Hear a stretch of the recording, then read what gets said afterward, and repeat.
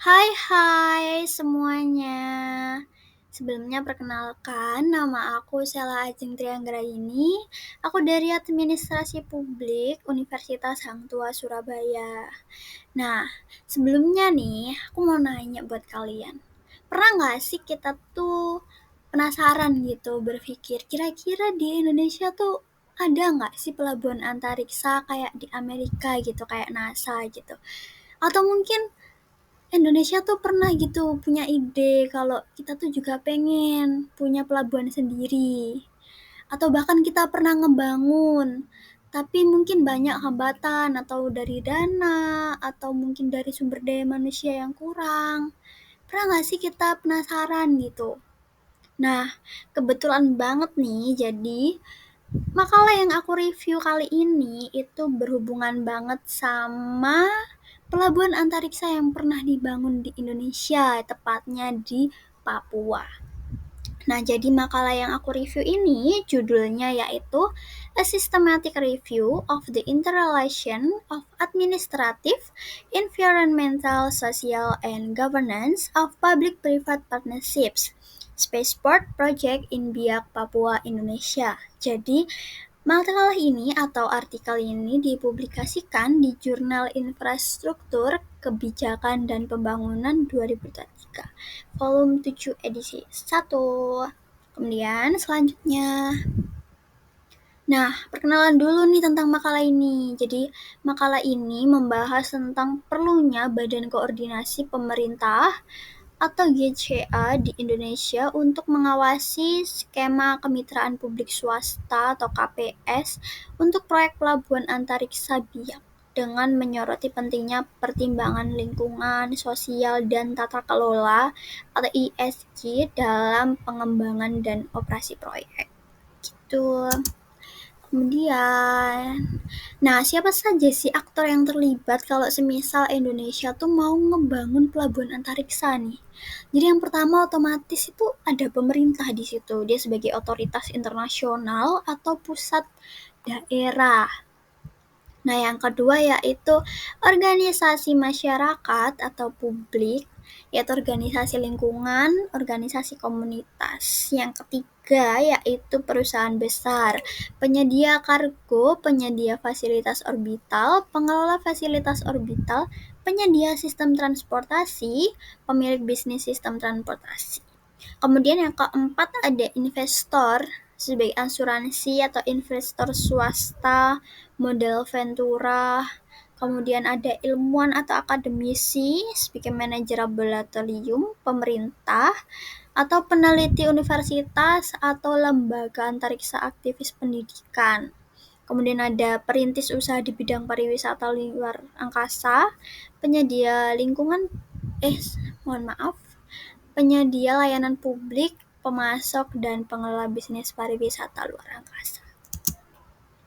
Nah, kemudian gimana sih bentuk kemitraan dari proyek pelabuhan antariksa ini?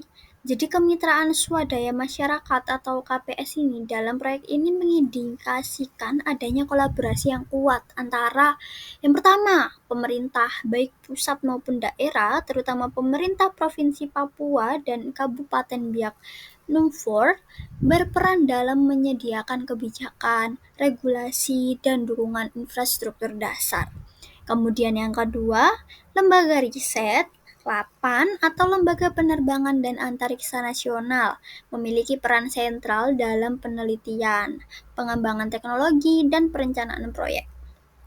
Kemudian yang ketiga, ada badan usaha milik negara atau BUMN. BUMN yang terkait dengan sektor infrastruktur, transportasi, atau teknologi kemungkinan besar terlibat dalam pembangunan fisik dan pengelolaan pelabuhan ini. Dan yang keempat yaitu ada swasta, perusahaan swasta nasional maupun internasional, terutama yang bergerak di bidang konstruksi, teknologi antariksa, dan investasi juga dilibatkan untuk mempercepat pengembangan proyek ini. Kemudian ada masyarakat lokal nih, masyarakat Biak Numfor sebagai tuan rumah memiliki peran penting dalam memberikan dukungan sosial dan menjaga kelestarian lingkungan. Gitu. Nggak mungkin dong pemerintah itu tiba-tiba masuk nih ke daerah orang dan kita nggak kita nggak ada persetujuan tiba-tiba langsung membangun, kan nggak mungkin. Pasti masyarakat lokal itu juga berperan penting dalam pengambilan keputusan tersebut. Kemudian ada tujuan kemitraan. Nah, apa sih tujuannya itu? Yang pertama, yaitu membangun infrastruktur antariksa. Nah, ini tuh tujuan jangka pendeknya.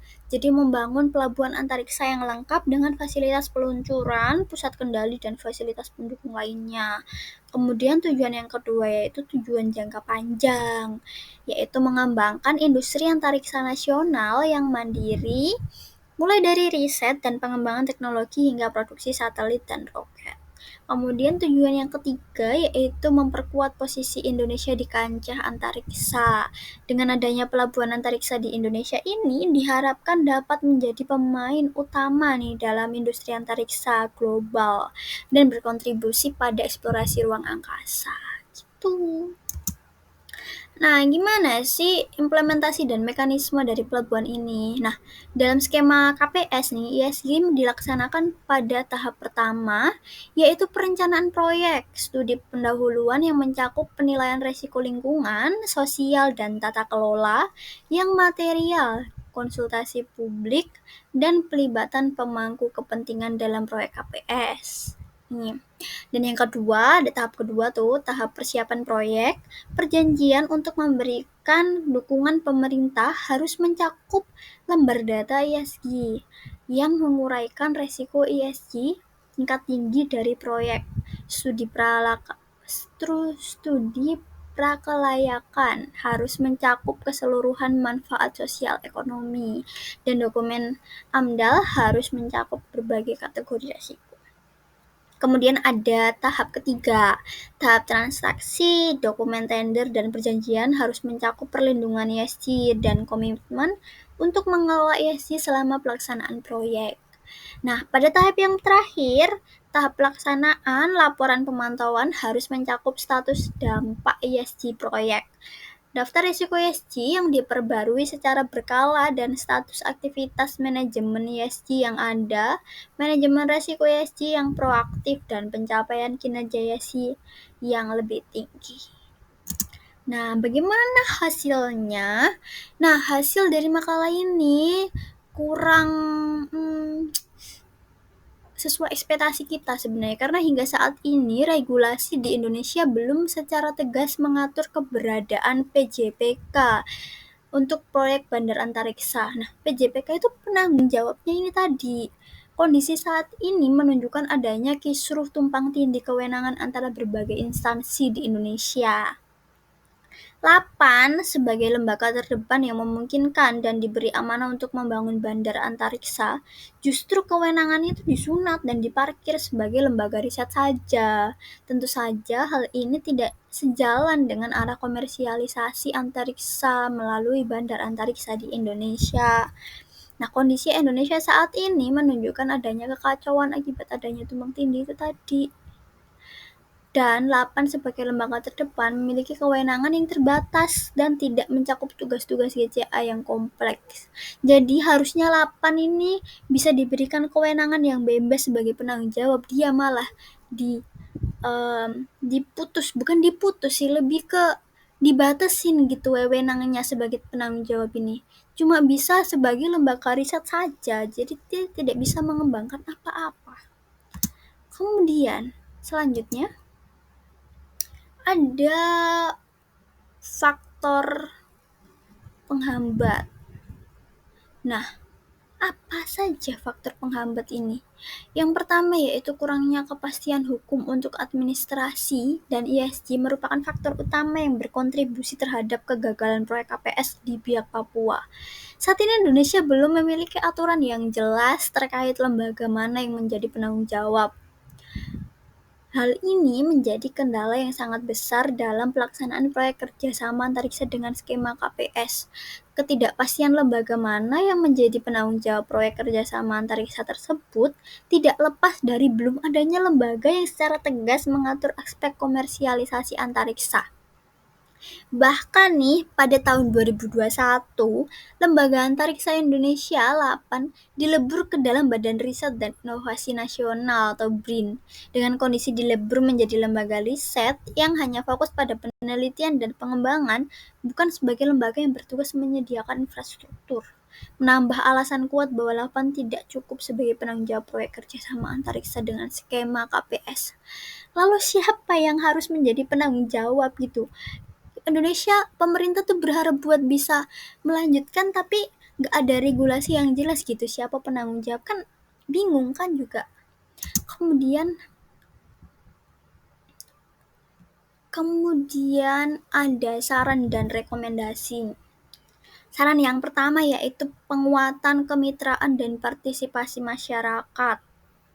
Seperti apa sih? Kayak misal nih, dialog berkelanjutan nih. Jadi dialognya itu berkala dengan masyarakat lokal, terutama masyarakat adat, untuk mendengarkan aspirasi dan kekhawatiran mereka. Jadi kita tuh harus juga jadi pendengar yang baik sebagai pemerintah. Kemudian pembentukan forum konsultasi, melibatkan berbagai pihak terkait, termasuk pemerintah, akademis, swasta, dan masyarakat untuk membahas isu-isu krusial di dalam proyeknya itu tadi. Ada juga pemberdayaan masyarakat, kan juga bisa tuh dilatih masyarakat lokal dalam berbagai bidang yang relevan sama proyek tersebut, seperti pengelolaan lingkungan atau wirausaha atau pengelolaan apa itu pariwisata. Kemudian benefit sharing, jadi dirancang mekanisme pembagian manfaat yang adil dan transparan. Nah, kemudian yang kedua ada mitigasi dampak lingkungan. Nah, apa aja sih kira-kira? Misal nih, contoh teknologi ramah lingkungan. Jadi sebagai pemerintah mungkin bisa mengadopsi teknologi peluncuran roket yang lebih ramah lingkungan dan berdampak minim terhadap ozon. Kemudian pengelolaan limbah yang baik, dibangun nih fasilitas pengelolaan limbah yang baik, yang memadai. Kemudian menangani limbah yang berbahaya, atau mungkin setelah itu bisa direhabilitasi lingkungannya dan terutama dimonitoring lingkungannya, biar bisa dipantau secara berkala, memastikan dampaknya itu bisa diatasi atau tidak. Kemudian saran yang ketiga yaitu pengembangan SDM dan teknologi. Kayak nih, misal beasiswa dan pelatihan. Dikasih tuh beasiswa generasi muda melanjutkan studi di bidang antariksa. Kan nanti kalau balik kan bisa berfungsi juga buat Indonesia kalau ngelanjutin proyek ini. Terus kerjasama dengan lembaga pendidikan. Jadi jalin kerjasama dengan perguruan tinggi atau lembaga penelitian untuk kembangin riset dan inovasi di bidang ini. Gitu. Kemudian transfer teknologi, fasilitasi transfer teknologi dari mitra asing ke Indonesia kan juga bisa. Nah, kemudian saran yang keempat yaitu tata kelola yang baik. Misal nih, harus ada transparansi dan akuntabilitas. Pastikan semua proses pengambilan keputusan tuh dilakukan secara transparan dan akuntabel. Kemudian harus ada penegakan hukum juga. Jadi harus ditegakkan hukum secara konsisten untuk mencegah terjadinya korupsi dan penyalahgunaan wewenang. Nah, penegakan hukum juga nih yang biar penanggung jawabnya tuh jelas gitu siapa dan bisa dilanjut lagi. Kemudian adanya evaluasi berkala tuh juga penting sebenarnya. Jadi kita tahu kinerja proyek dan penyesuaian yang diperlukan itu gimana.